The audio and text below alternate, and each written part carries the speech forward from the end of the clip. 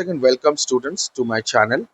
I just uploaded a video on constructivism. Now I'll talk about cognitivism, another learning theory, uh, and I'll also talk about practical applications in education. All I can say that cognitivism is a key theory in learning and development that highlights how mental processes play a crucial role in acquiring knowledge and skills. Uh, though it's a very old theory of 1960s, but this theory contrasts what behaviorism by zeroing in on what happens in our minds during learning. Things like perceptions, your attention, memory, your problem solving, all these things we consider under this cognitivism. Now, best part is that in this video, I will delve into that core principle of cognitivism and share many practical ways to apply this theory in our educational settings. Now, you know the meaning of cognitism or cognition. I'm not going to repeat that.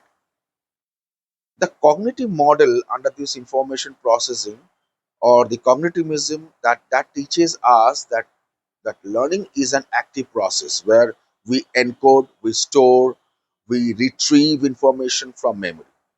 The cognitive model outlines how we process information in a series of stages like perception, attention, encoding, storage, retrieval. So, as an educator, they can utilize this model by presenting information in a way that's structured and easy to follow. They can break down complex concepts into smaller, digestible parts and use uh, mnemonic devices to help students remember. As I said, I'll give you some real life example, like teaching students about the structure of a cell from biology, I'm saying, can be tough because of its complexity.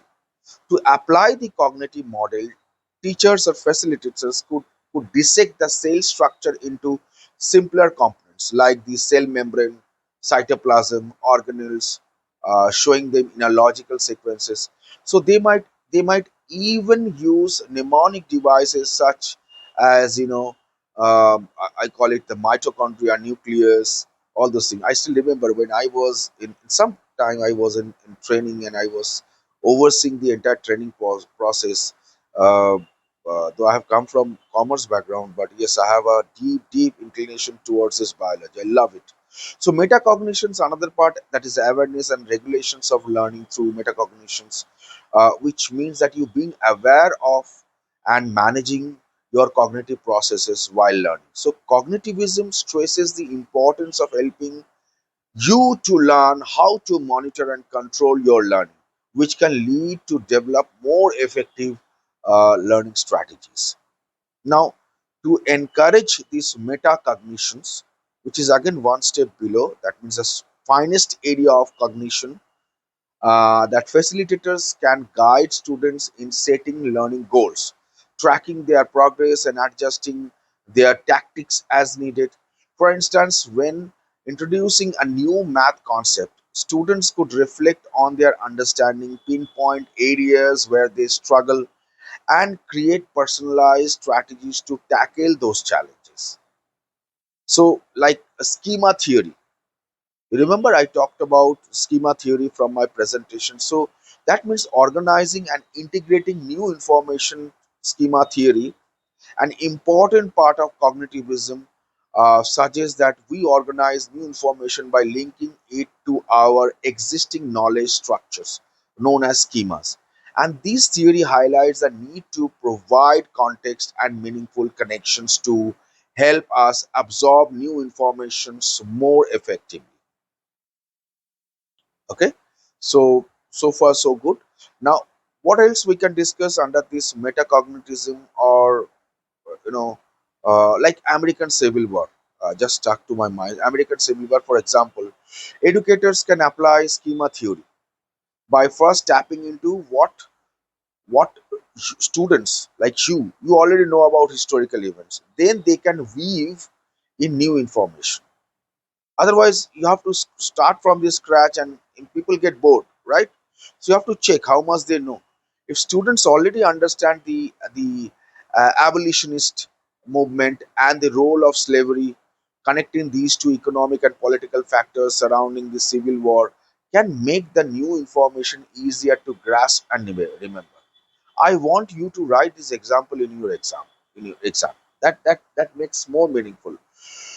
Active listening also a part of this cognitivism, because you are talking about engaging mental processes. So cognitivism that underscore the value of active learning, so which involves engaging students mental processes through activities that demand problem solving, critical thinking, and decision making.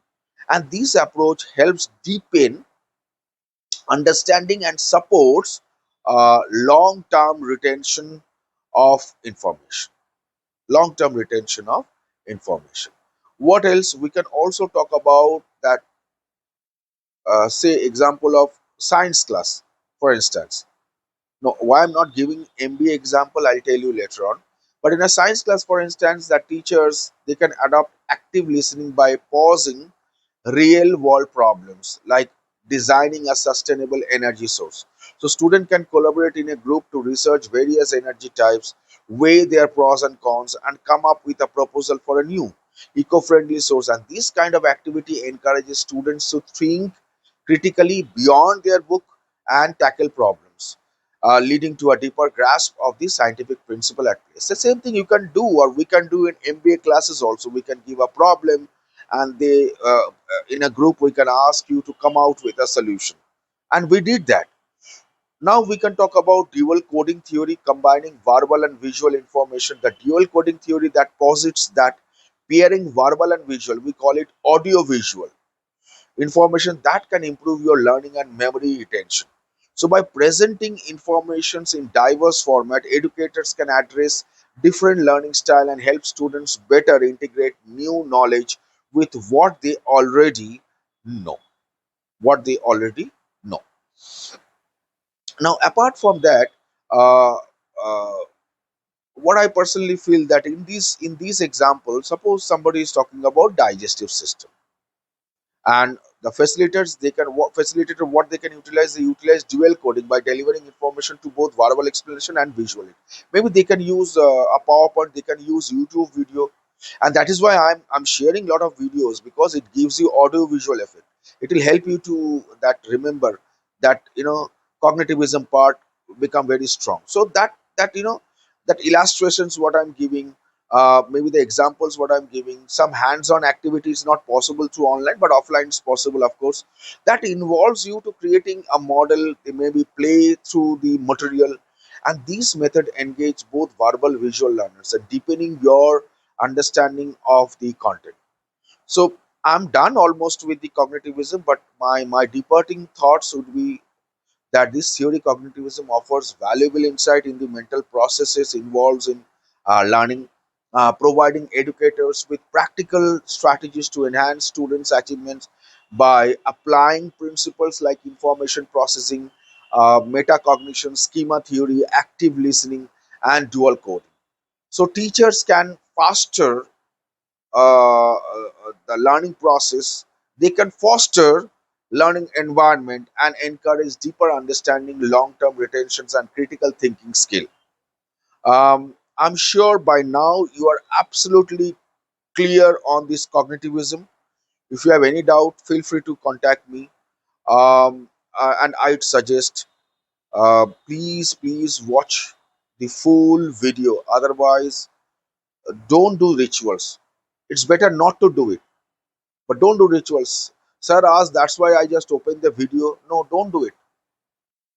If you really want to know this subject, it's a very interesting subject. I'm telling you, it's far tougher than your human resource management of 206, what you did, or maybe uh, some other subjects.